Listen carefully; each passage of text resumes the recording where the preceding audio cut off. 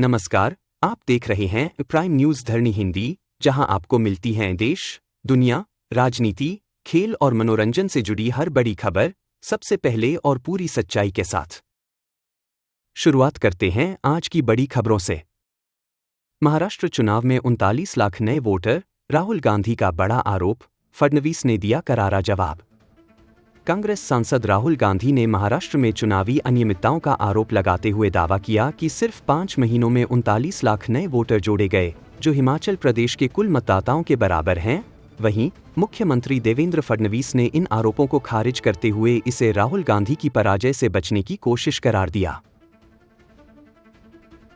आप विधायकों की खरीद फरोख्त का आरोप, पहली बार चुने गए विधायक ने कहा, 15 करोड़ रुपए और मंत्री पद का ऑफर मिला।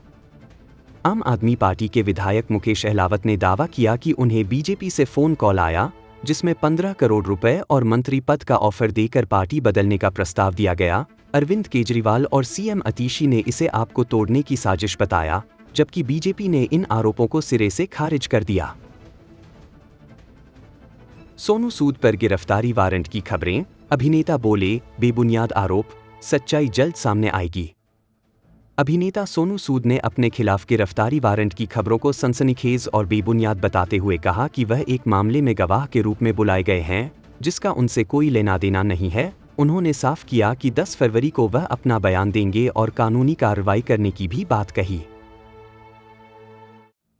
अमेरिका से 104 भारतीयों की वापसी, 33 गुजराती प्रवासियों को पुलिस सुरक्षा में घर पहुंचाया गया। अमेरिका से निर्वासित 104 भारतीयों में से 33 गुजराती प्रवासियों को गुरुवार को राज्य सरकार के वाहनों से उनके गृहनगर पहुंचाया गया। विदेश मंत्री एस जयशंकर ने संसद में कहा कि अमेरिका से भारतीयों का प्रत्यर्पण नया नहीं है और यह एक नियमित प्रक्रिया है, जबकि कुछ प्रवासियों ने सफर के दौरान कठोर बर्ताव की शिकायत की। एलओसी पर घुसपैठ की कोशिश नाकाम, लैंडमाइन विस्फोट में 5 पाकिस्तानी आतंकियों की मौत। जम्मू कश्मीर के पुंछ जिले में नियंत्रण रेखा एलओसी के पास घुसपैठ की कोशिश कर रहे 5 पाकिस्तानी आतंकवादी लैंडमाइन विस्फोट में मारे गए। सुरक्षा सूत्रों के अनुसार आतंकियों के पास एक आईईडी भी था, जो धमाके में फट गया। भारतीय सेना की एंटी इन्फिल्ट्रेशन प्रणाली के तहत सीमावर्ती इलाकों में लैंडमाइंस बिछाई गई है। भारत ने 400 रक्षा ड्रोन का सौदा रद्द किया, साइबर सुरक्षा को लेकर चिंता। भारतीय रक्षा मंत्रालय ने 400 लॉजिस्टिक ड्रोन की खरीद के 3 समझौते साइबर सुरक्षा चिंताओं के चलते रद्द कर दिए हैं। इन ड्रोनों में चीनी उपकरणों के इस्तेमाल से डेटा लीक का खतरा था। भारत अब स्वदेशी ड्रोन तकनीक को प्राथमिकता दे रहा है और हाईटेक मिनी, माइक्रो, स्वार्म और मध्यम ऊंचाई वाले ड्रोनों पर निवेश कर रहा है। दिल्ली चुनाव का महामुकाबला, आप और बीजेपी में किसकी होगी जीत?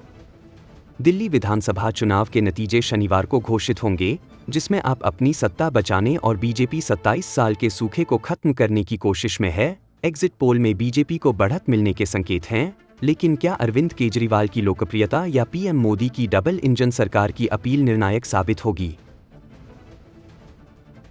ओडिशा में बेटियों की सुरक्षा और शिक्षा के लिए सरकार की बड़ी पहल, बेटी बचाओ बेटी पढ़ाओ के तहत कई योजनाएं लागू।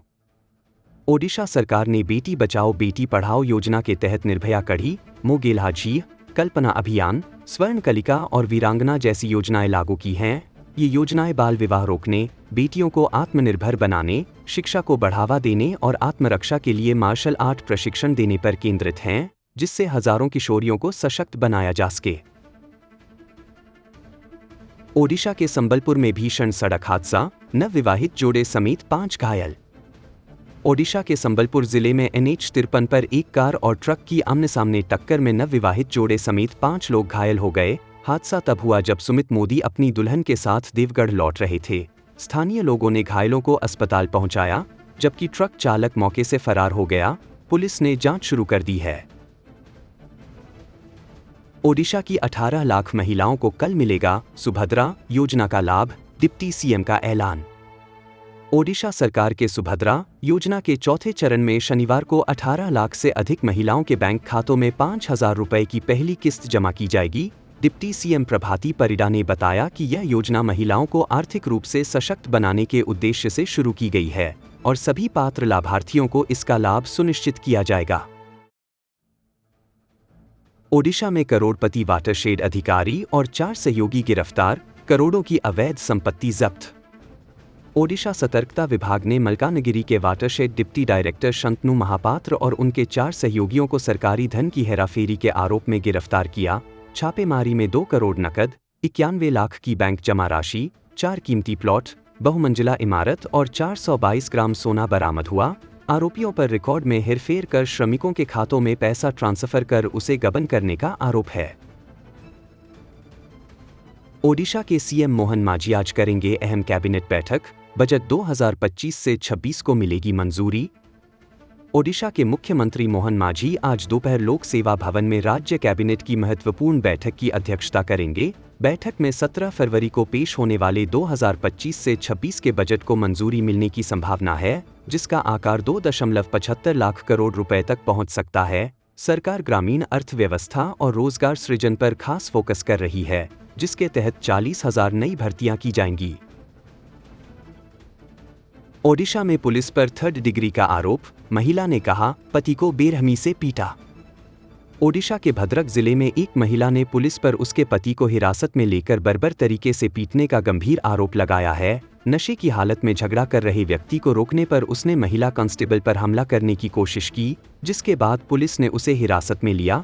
परिजनों का दावा है कि थाने में उसके साथ 3rd डिग्री टॉर्चर किया गया, जिससे उसके शरीर पर गंभीर चोटें आई हैं। ओडिशा में बड़ा धोखाधड़ी, जिंदा लोगों को मृत दिखाकर हड़पे लाखों रुपए।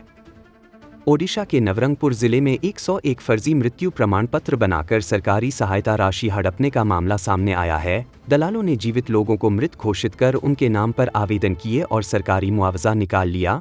मामले के खुलासे के बाद श्रम विभाग ने जांच शुरू कर दी है। लेबनान सरकार में हिजबुल्लाह की एंट्री पर अमेरिका की रेड लाइन, सख्त चेतावनी जारी। अमेरिका ने साफ कर दिया है कि हिजबुल्लाह को लेबनान की अगली सरकार में जगह नहीं मिलेगी। मध्य पूर्व की उप विशेष दूत मॉर्गन ओर्टागस ने कहा कि ईरान समर्थित यह गुट पहले ही इजरायल के खिलाफ सैन्य हार झेल चुका है और अब सरकार में इसकी कोई भूमिका नहीं होगी। अंतर्राष्ट्रीय आपराधिक न्यायालय पर ट्रंप के प्रतिबंधों की निंदा, वैश्विक एकता की अपील। अंतर्राष्ट्रीय आपराधिक न्यायालय ICC ने डोनाल्ड ट्रंप द्वारा लगाए गए प्रतिबंधों को न्यायिक स्वतंत्रता पर सीधा हमला बताया है और सदस्य देशों से एकजुट रहने की अपील की है। अमेरिका ने यह प्रतिबंध ICC द्वारा इजरायली प्रधानमंत्री बेंजामिन नेतन्याहू के खिलाफ युद्ध अपराधों की जांच के फैसले के जवाब में लगाए हैं। पनामा के बेल्ट एंड रोड इनिशिएटिव से बाहर होने पर चीन ने अमेरिका पर लगाया साजिश का आरोप। चीन ने पनामा के बेल्ट एंड रोड इनिशिएटिव से हटने के पीछे अमेरिका की दखलंदाजी को जिम्मेदार ठहराया है। चीनी विदेश मंत्रालय ने इसे दबाव और साजिश करार देते हुए पनामा से द्विपक्षीय संबंधों को प्राथमिकता देने और बाहरी हस्तक्षेप से बचने की अपील की है। श्रेयस अय्यर को स्थायी जगह न मिलने से हैरान पोंटिंग, बताया भारत के लिए अहम खिलाड़ी।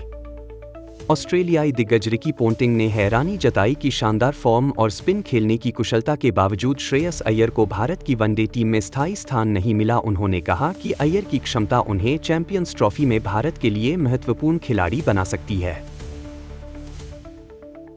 डिजिटल डिपॉजिट बफर नियम को RBI ने 1 साल के लिए टाला, मार्च 2026 से लागू होगी नई guideline. RBI governor Sanjay Malhotra ने घोषणा की कि बैंकों के लिए डिजिटल डिपॉजिट पर 5% रन फैक्टर लागू करने का प्रस्ताव अब मार्च 2026 तक टल गया है।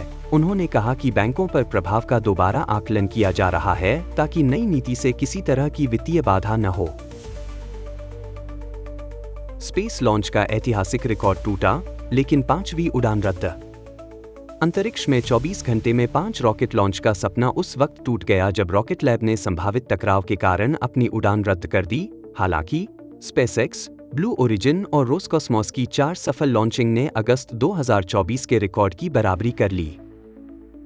आज की खबरों में बस इतना ही। जुड़े रहे प्राइम न्यूज धरणी हिंदी के साथ। अगर वीडियो पसंद आया हो तो लाइक करें, शेयर करें और चैनल को सब्सक्राइब करना न भूलें। धन्यवाद।